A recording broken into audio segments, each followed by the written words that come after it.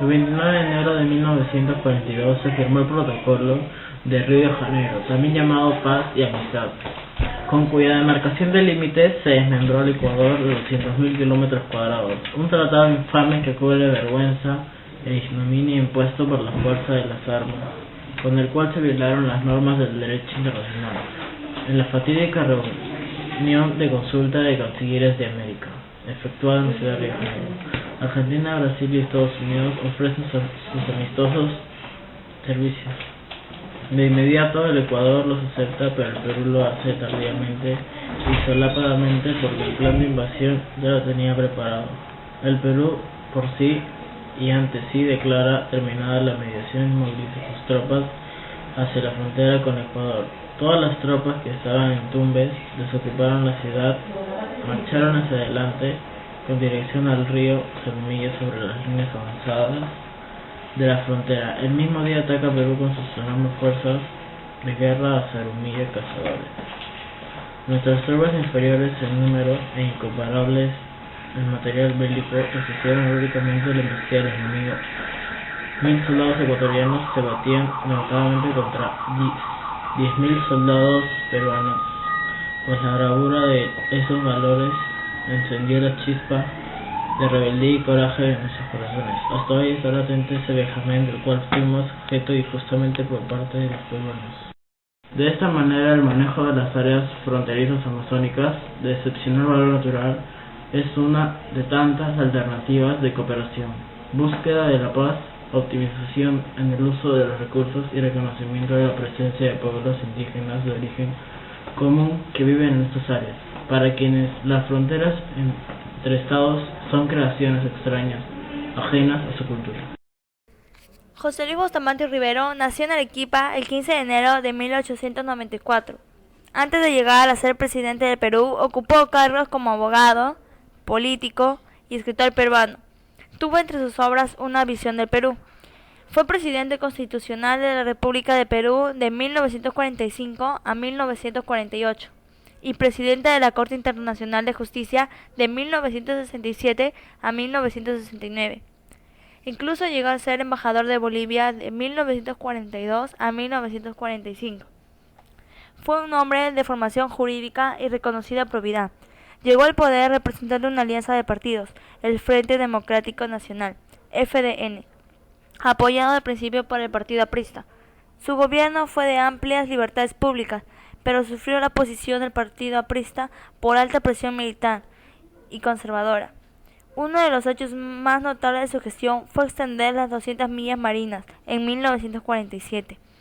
El 29 de octubre de 1948, el golpe militar encabezado por el ministro Odría provocó su exilio del país, al que no volvería hasta 1956.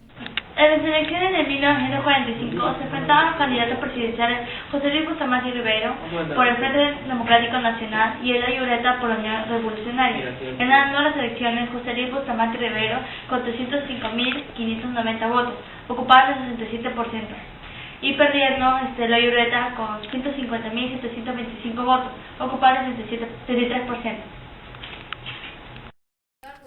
La doctrina de las 200 millas. La doctrina de las 200 millas, 376 kilómetros de mar peruano, tiene bases históricas. El Perú estuvo ligado al mar desde tiempos antiguos, geográficos. Nuestra plataforma continental y fondo oceánico no tienen separación. Socioeconómicas. Guano de las islas y recursos pesqueros. Jurídicos. País marítimo. Esta doctrina instaurada buscaba evitar que las naciones más poderosas sacaran provecho de nuestra riqueza marina y del petróleo que encontrábamos en dicha zona. Con José Bustamante Rivero, la sociedad estuvo marcada por la escasez de alimentos, inflación generando desempleo y aumento de las protestas. Para enfrentar este panorama, el gobierno aplicó un asistencialismo a los productos subsidiados, sobre todo los de primera necesidad. El problema de los yanaconas se acrecentó por la proliferación de la oferta de mano de obra, favorable a los intereses del hacendado local.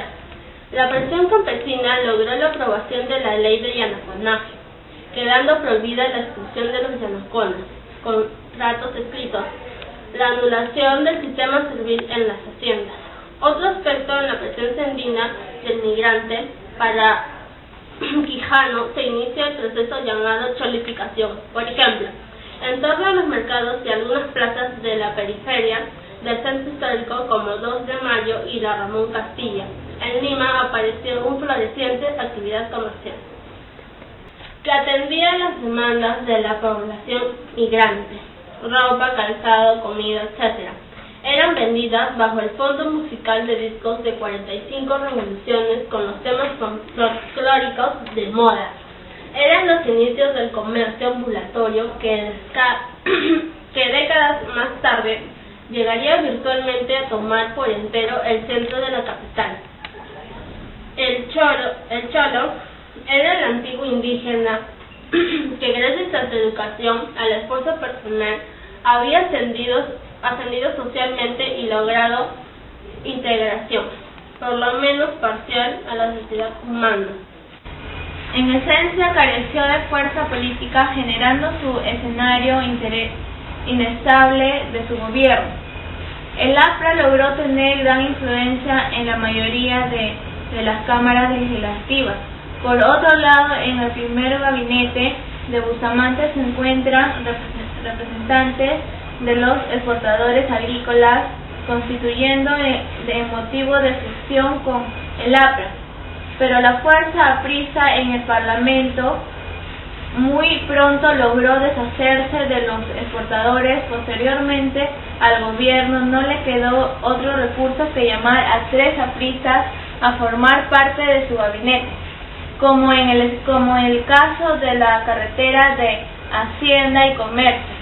Manuel Vázquez Díaz, en 1947, en las elecciones de mesas directivas para senadores y diputados, se nota una debilidad política en el FREDEMA, motivada para el abandono de fuerzas aliadas del aprismo.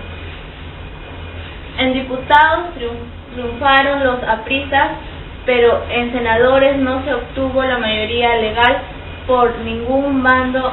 Esto fue aprovechado por los exportadores a través de la Alianza Nacional con Pedro Beltrán a la cabeza para boicotear el funcionamiento de las cámaras mediante el aucentrismo, dejando sin el quórum, reglamento para legislar, receso parlamentario. Ante esta situación, Bustamante gobernó con decretos leyes. El gobierno Bustamante tuvo cierta situación de inestabilidad, ¿ya? Económica, bueno, también política un poco, ¿no? Pero no por la culpa tanto de Bustamante, ¿no? Bustamante en realidad creo que fue una persona democrática y quiso mantener ciertas alianzas con otros grupos políticos para mantener cierta estabilidad, ¿no? Por ejemplo con el APRA, ¿no? El APRA, para el gobierno Bustamante, para el 45, el APRA era un partido que todavía seguía siendo ilegal, era un partido clandestino, y Bustamante pues, prácticamente le dio la oportunidad para que el APRA también pueda tener presencia en la escena política, ¿no? Se formó el FREDENA, el APRA apoyó el FREDENA, el gobierno de Bustamante le permitió que el APRA tenga acceso a la política, el APRA ocupó mayoría en el Congreso, si no me equivoco, Bustamante le dio 3 ministerios para que el APRA lo maneje, ¿no? Y a partir de ahí, el APRA comenzó a tener mucho protagonismo, ¿no? A través de leyes, a través de discursos, ¿no? De ella La Torre, en ese momento que era el líder, y esas políticas que el APRA tenía eran políticas un poco populistas, ¿no? O sea, buscaban tener popularidad, pero esa popularidad que buscaban no era una popularidad sostenible, ¿no? Y comenzaron a hacer leyes que significaron un desgaste económico del gobierno. Comenzó a tener ese protagonismo, ¿no? Y las leyes que el APRA comenzó a hacer desde el Congreso significaron cierto desgaste para la economía del gobierno, porque fueron leyes, por ejemplo, como subsidios, aumento de salarios para funcionarios públicos, y eso implicó que el gobierno gaste dinero, ¿no? Gaste dinero. Cuando Bustamante entró al gobierno, el que le dejó al gobierno fue Prado Bartecho.